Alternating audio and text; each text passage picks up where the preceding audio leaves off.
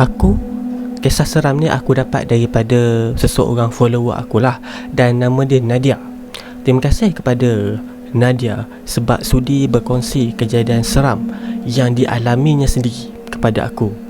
Kejadian seram ni dia berlaku semasa saya baru saja bekerja dekat salah sebuah agensi badan berkanun yang terletak dekat Kuala Lumpur. Masa tu baru first week saya bekerja, dan kejadian tu pula berlaku pada hari Jumaat. Sepatutnya saya dah boleh balik rumah, dah pukul 5.30 petang.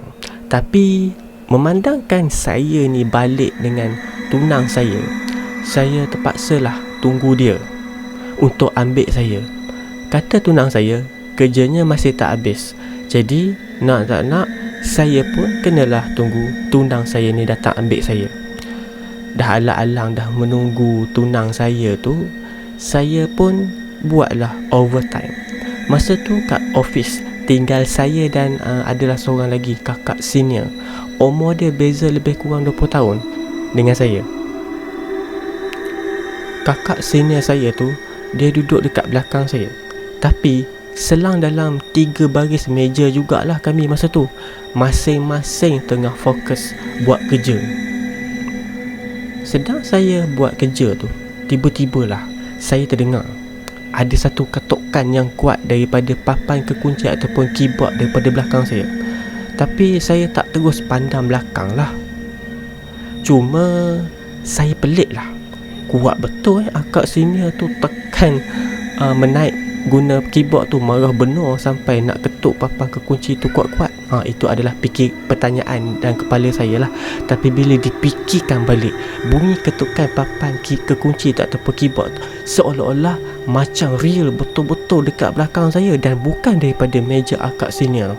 Sebab saya boleh dengar dengan jelas, walaupun masa tu saya tengah dengar lagu guna earphone, tapi masih dengar bunyi orang type papan kekunci tu. Jadi saya pun malas nak ambil pot, dan saya pun teruskanlah buat kerja.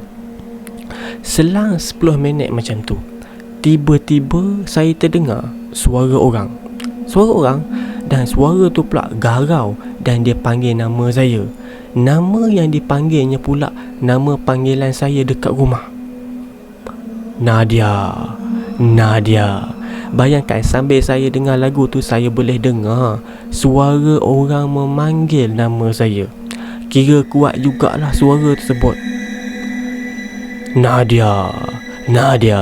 Kat pejabat ni, kakak senior yang duduk belakang tu je yang tahu nama panggilan saya tu. Tapi masalah dia sekarang ni, suara yang saya dengar tu garau macam suara lelaki. Mustahil lah akak belakang tu yang panggil. Jadi saya pun buka lah earphone, bangun dan tengok ke belakang. Saya tengok akak senior tu masih ada je kat meja dia, tengah duk buat kerja. Jadi saya pun panggil dia. Akak, ada apa panggil saya? Ada apa-apa ke? Akak tu diam, tak balas apa-apa. Dia diam je, dia macam keliru. Jadi saya pun panggil dia lagi, tapi kali ni dengan suara yang lebih kuat. Kakak, akak, akak ada panggil saya ke? Dan akak tu pun masih diam, tak menyaut langsung, tak ada respon. Sekali bila saya tengok betul-betul, lah dia tengah buat kerja sambil pasang earphone juga ke? Patutlah tak dengar. Jadi saya pun malah lah nak fikir lagi. Mungkinlah apa yang saya dengar tu cuma perasaan saya lah. Jadi saya pun sambung buat kerja. Tapi tak sampai 5 minit saya buat kerja, tiba-tiba melintas benda warna putih dekat depan saya. Jarak dia 2 meter je dekat depan. Bentuk dia macam kain warna putih, tapi dia bergerak perlahan sebelum dia menghilang. Macam tu je. Saat dia sedang bergerak tu, memang mata saya tak berkalih dah. Memang tak pandang tempat lain, duk pandang kain tu je lah. Anda bayangkan kain yang ditiup oleh angin macam tu lah. Masa tu bulu roma pun dah start meremang. Tapi saya cuba kuatkan semangat sambil saya message tunang saya, tanya dia dekat mana. Dan dia kata baru nak bergerak daripada office dia, dan mungkin ambil masa 15 minit nak sampai ke tempat kerja saya, nak jemput saya. Lama 15 minit tu, macam-macam boleh berlaku. Jadi saya pun beristighfar banyak kali, semoga dilindungi oleh Allah pada waktu tu. Rasanya memang hari Jumaat tu hari malang buat saya.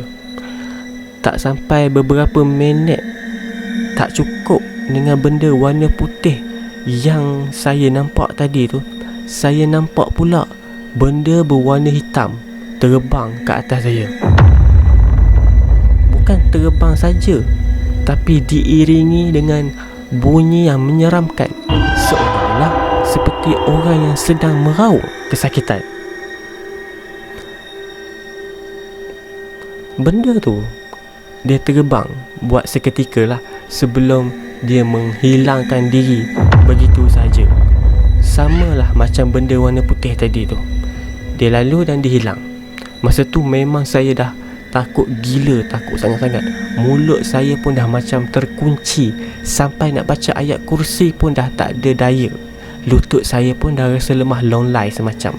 Rasa macam nak pengsan aja pada masa tu. Tapi saya sempat jugalah tengok kakak senior dekat belakang pada masa tu.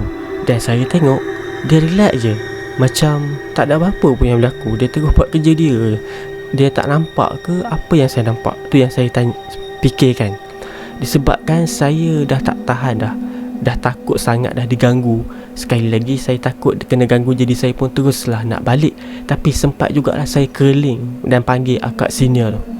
Cumanya bila saya panggil, dia berulang kali dia tak dengar pun. Tapi bila saya lambai-lambai, baru dia perasan. Dan dia pun buka lah earphone. Kak, jom balik kak. Saya ajak akak senior tu. Dan kemudian dia pun terus packing bag dan ikut saya berjalan pergi ke pintu. Pejabat kami ni dekat tingkat 18. Dan sepanjang perjalanan turun tu, saya tak ceritakan apa yang berlaku kepada kakak senior tu. Saya diam dan tak sabar nak balik rumah.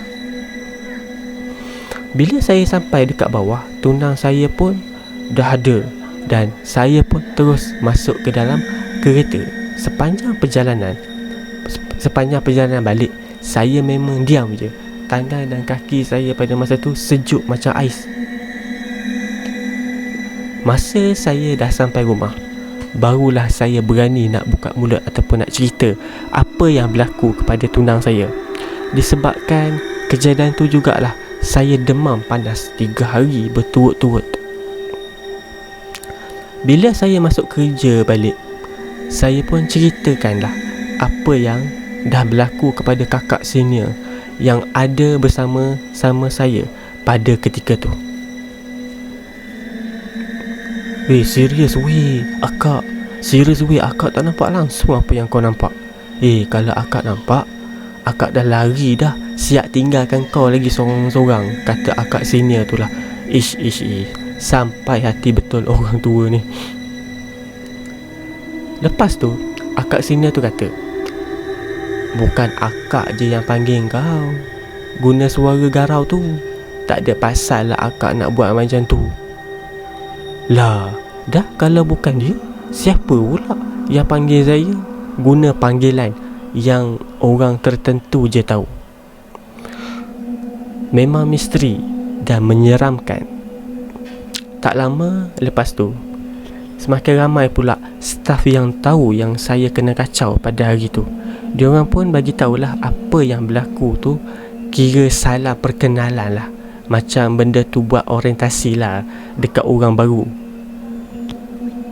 Sebenarnya banyak lagi lah gangguan lain yang berlaku, tapi yang tu saya akan ceritakan kemudian.